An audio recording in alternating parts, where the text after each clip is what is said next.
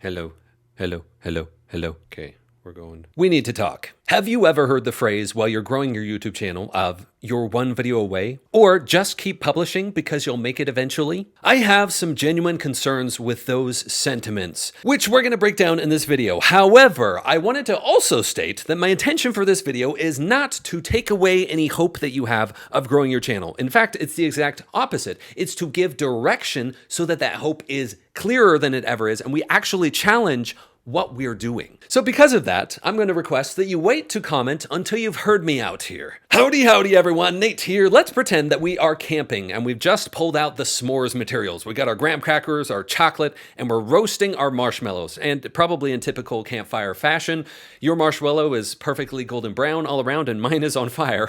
So I'm going to have a charbroiled s'more. So while we're doing that and we're sitting next to the campfire, allow me to challenge some of the thought patterns you might have had up to this point with growing your audience. Let's talk about that phrase, you're one video away. What does that even mean? I think on face value, it means if you keep publishing, then eventually one of your videos is going to go viral and then you will have made it. And on face value, it's a really positive thing because it fosters hope and continuation of action. Like I'm just going to keep publishing videos because eventually I'm hoping that it will actually work. However, on the opposite side, I think it can actually cause harm if it's not understood well. What is away? What does away even mean in this context? Away from what? Away from feeling good about ourselves? Away from finally making it? So you've enjoyed your first s'more here. I think it's time to make another one while we talk about why this is such an issue. First of all, making it implies that you've reached some sort of destination. And if you actually think about it, many times that destination is something that is a logical fallacy. Like it's an impossibility. For example, making it could mean you finally get a viral video and then the rest of your channel explodes and everything is easy from that point on. Another definition could be you publish that one more video and then something happens, something magically occurs, and then everything's good after that. You feel good about yourself inside. You suddenly have the aptitude, the silver bullet to be able to accomplish what you want to going forward. I think you understand where I'm going here. There isn't a destination that we're accomplishing here. And saying you're one video away or just keep publishing because you'll make it eventually, both lead to nebulous, kind of unknown endpoints. And what we're doing here is challenging even this idea that there is an endpoint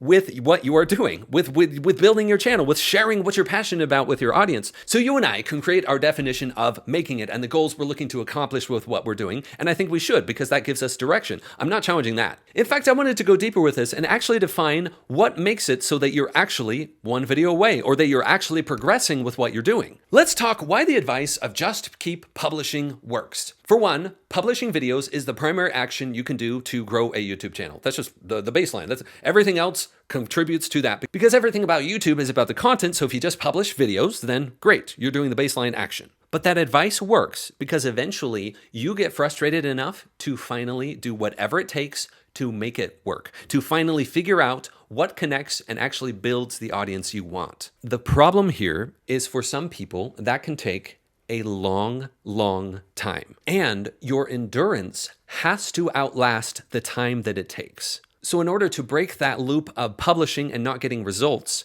one thing has to change. It's you. So there's a few ways I see this going here. We could take a lot of action without the right direction, and that would be the you're one video away or just keep publishing consistently, and it will probably eventually work if you're tenacious enough to keep sticking with it. The other side of that is a whole bunch of direction without any action, and we could call that perfectionism.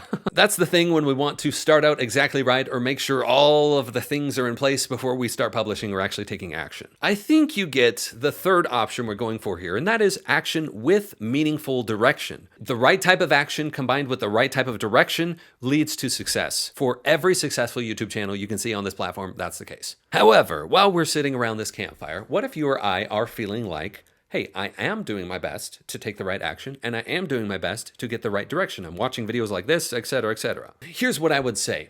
You probably have blind spots. You probably have things that you're not seeing because you're on the inside and you don't have that outside perspective. Or maybe you are seeing some of these weaknesses or things that you're missing and you just haven't changed enough yet for them to take effect. So for many creators, the answer is to get deeper help or to get outside help, which is why I do things like consulting and cohorts, etc., because I see how valuable it is, both for myself as I'm a participant in these other groups and as I facilitate these things to be able to provide that for other people. But what if you don't have the resources or the ability to access that outside help right now? What do you do then? Well, first I'm gonna say, go ahead and boop the like button on this video if it's being helpful and insightful to you thus far. I appreciate you doing that. And if we ever get the chance to hang out and eat s'mores together, I will absolutely do that. But let's talk here. What if you don't have access to that outside help to help you see those blind spots? What do you do then? Here is what I would be doing. I would be doing things radically differently. I would pick one thing about your content to go really extreme with and just go all in. Now, why is that so effective? I'm gonna dig into my past here a bit to tell you a story. At one point, I was participating in a play. I think it was a musical theater production, and it was a pretty high production. And one time during a rehearsal, I remember I was sitting at the side, only partially paying attention to the actors that were being coached by the director at that moment. And from my memory, the director stopped everybody and said, "Everybody, listen up. Everybody pay attention to what just happened here." She said to the players that were on stage right there, "Great job. That was exactly what I was looking for." And then she said the thing that stuck with me all these years. She said, "I would rather have to tell you to dial it back because you're going over the top than to have to keep pushing you for more and more and more." Now, drawing the parallel between that and what you and I are doing right here, I have thought about that phrase over the years, time and time again, and this is why I think it is so significant. If you or I are used to playing like this in this small space of our comfort zone or what we're used to doing, and then we all of a sudden push ourselves way out of it, what happens? We're aware of the range between where we were and the crazy, however cringe or crazy outside of our comfort zone it is, we're aware of this entirety. And then at that point, because we have gone that far out,